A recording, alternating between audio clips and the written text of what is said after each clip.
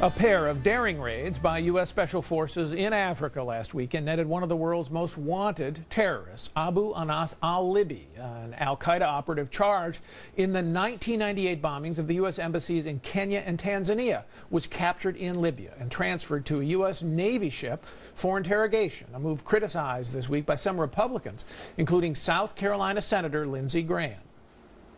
In al-Libi's case, he is on an American warship somewhere in the Mediterranean because the administration refuses to use Guantanamo Bay. Putting him on a Navy vessel for a matter of days or weeks is not a proper way to gather intelligence in the war on terror.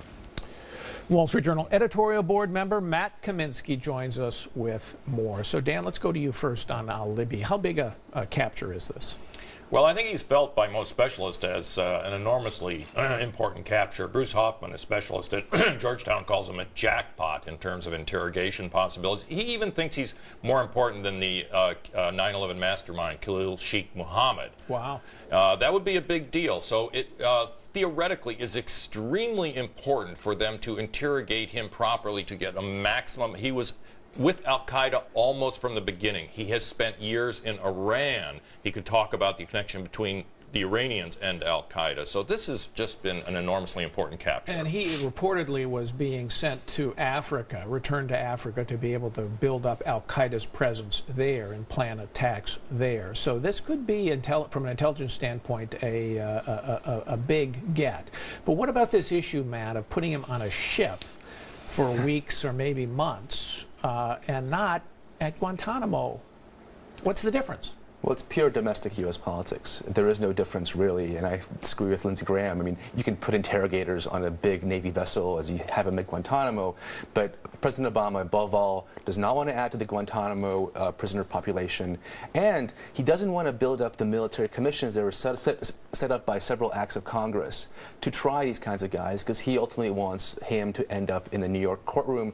Well, he'll presumably get convicted, but it undermines the anti-terrorist architecture created by George Bush. Yeah, I mean, it blends the distinction between actual civilian criminals and common criminals and illegal enemy combatants. And let's try to make a point about the interrogations. There will be absolutely nothing resembling enhanced interrogation on that ship. They are going to have to, as Barack Obama ruled in 2009, use the Army field manual to interrogate this fellow. But why isn't the left saying secret prison?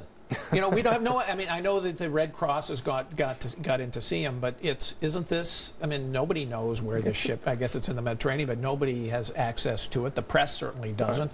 I mean, why from a legal point of view, is there any difference between the ship and Guantanamo? None whatsoever. And it's important to understand why. I think that's actually we should credit the administration for doing this and say this is a good thing. You know, as al-Qaeda has expanded, good to capture them as opposed to just shoot them from drones. But you know, over the last year or 2 years, al-Qaeda's really bounced back. At the same time, when President Obama was saying that this war is receding, they've expanded in North Africa. You had the attack in Kenya from Somalia. So the fact that we've gone in Libya and captured a high-value target, as they say, to try and get the intel from him, that we try to do what we did in Somalia to get another terrorist leader. This means that we are unfortunately have to sort of take these guys on where they are. So you give, even though the raid in capturing the target terrorist in Somalia failed on the weekend, you would credit the administration for trying and taking that risk? It's really the first time in 5 years. There's one other capture of a guy in Somalia named Warsami, who we also put on a ship. Right. There was the Bin Laden raid, but we've been very reluctant to take these guys alive, preferring to sort of kill them by drones. We need the intelligence. I think this is actually a good change in policy. Well, now the question is, why has al-Qaeda moved to North Africa? I mean, they used to be in Pakistan, Afghanistan, and they're in Mali now, Yemen, Somalia. I think the answer is pretty clear, Paul, that they look to operate where there are weak governments. Dysfunctional governments. Dysfunctional government. I mean, they're not just sitting there. They are training. They are importing arms, and they are planning. They need to be left alone. And so they have found a series of weak governments, or they can also recruit. That's the reason they were in Libya, Benghazi. And so this is the new command headquarters for al-Qaeda in the world. That suggests we have to try to build up those governments, in particular in Libya, where the weakness of the new post-Gaddafi government has allowed some of these terror groups to develop. Of course. And we've got to keep doing that, work with these local governments to get them up and running. This is part of a al-Qaeda strategy ever since we went after their command central in Pakistan and Afghanistan. They saw that they could not fight the U.S. very effectively from there. So they said, we're going to franchise. It's really the sort of franchise business strategy. We're going to get these guys to set up operations in various countries. Here for the administration going on offense again against these guys. We have to take